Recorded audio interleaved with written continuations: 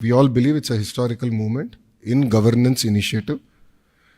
We have seen our leader Chandrababu Naidu Garu 1.0, and as he's saying, this is his 2.0, and this marks with his change in governance also and delivery of e-governance.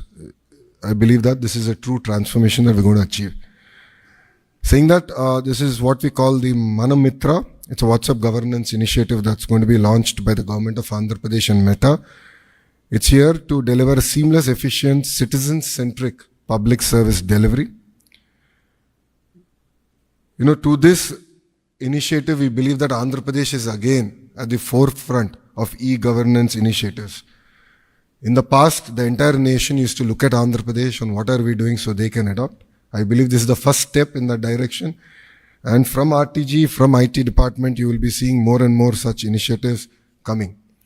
Our entire objective is to keep the citizen as center of our universe and look at what are all the touch points of the citizen, how do we resolve their problems? How do we ensure that on a day-to-day issues, both the government and the political system is not relevant? So to get basic documents, why should they come to a government office or why should they meet an MLA is a question, is a challenge that I have taken up. మీ అందరు తెలిసిందే యువగలం పాదయాత్ర చేశాను, 3132 కిలోమీటర్లు నేను నడిచాను. ఈ ఆలోచన నాకు యువగలం పాదయాత్ర నుంచి మొదలైంది. మీరు ఒక్కసారి కానీ మా స్పీచ్లు కూడా మీరు చూస్తుంటే, నా స్పీచ్ చూస్తుంటే నేను పదే పదే చెప్పేవాడిని, ఒక బటన్ నొక్కితే భోజనం వస్తుంది, ఒక బటన్ నొక్కితే సినిమా చూస్తున్నాం, ఒక బటన్ నొక్కితే ట్యాక్సీ వస్తుంది, కానీ ఒక బటన్ నొక్కితే ఎందుకు ప్రభుత్వం మీ దగ్గరికి రావట్లేదు, ఆ ఛాలెంజ్ నేను స్వీకరిస్తున్నానని ఆనాడు చెప్పాను.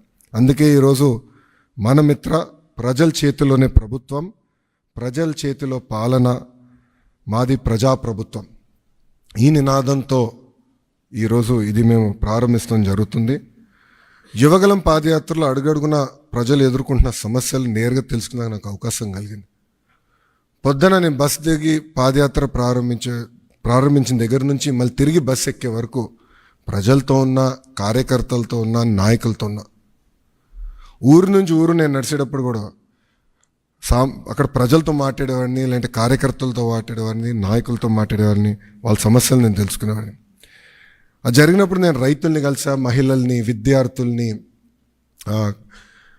కుల వృత్తుల వాళ్ళని కూడా కలుస్తాం జరిగింది. వాళ్ళందరినీ కలిసినప్పుడు వాళ్ళు ఒకటే అడిగారు, పద్దాక మమ్మల్ని మా కాస్ట్ సర్టిఫికేట్ ఉందంటే ప్రతి ఇన్ని నెలలకు ఒకసారి మిమ్మల్ని ఎందుకు తీసుకోవాలి, ఇన్కమ్ సర్టిఫికేట్ ఉంది మళ్ళీ మేము అధికారుల దగ్గరికి ఎందుకు వెళ్ళాలి, పవర్ బిల్ చెల్లించాలంటే ఎందుకు సీమ్లెస్గా మేము చెల్లించలేకపోతున్నాం, లేదంటే ఆర్టీసీ టికెట్ తీసుకోవాలన్నా మేము బస్ ఎక్కిన తర్వాత ఎందుకు తీసుకోవాలి, ముందర మేము ప్లాన్ చేసి ఎందుకు తీసుకోకూడదని పదే పదే నన్ను అడగటం జరిగింది.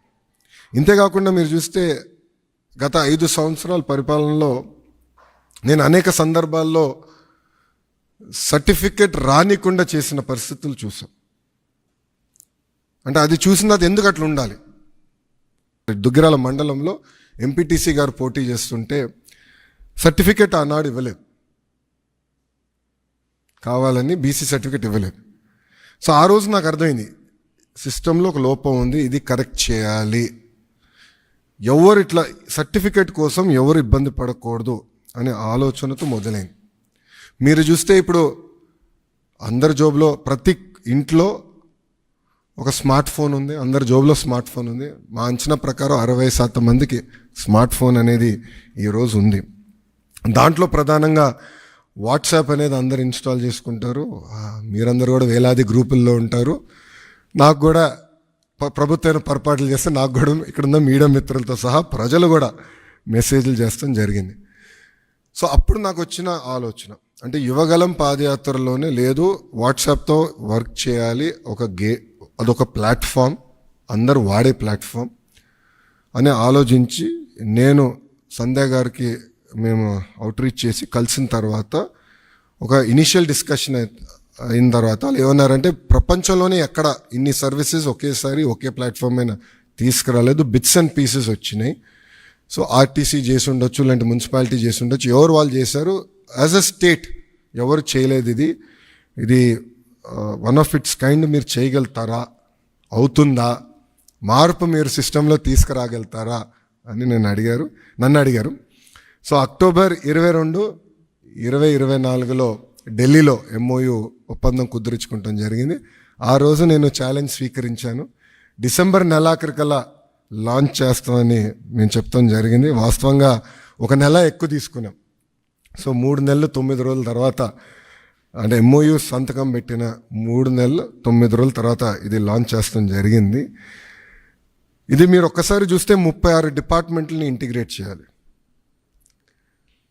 సో ఇది చాలా చాలా కాంప్లెక్స్ ప్రాజెక్ట్. మొదటి విడతలో 161 సర్వీసెస్ లాంచ్ చేస్తున్నాం. మా టీం చెప్పొద్దన్నారు, బట్ నేను చెప్తున్నాను ఈరోజు, 2వ విడతలో 360 సర్వీసెస్ మేము లాంచ్ చేస్తాము. There is no debate, no discussion, we will launch.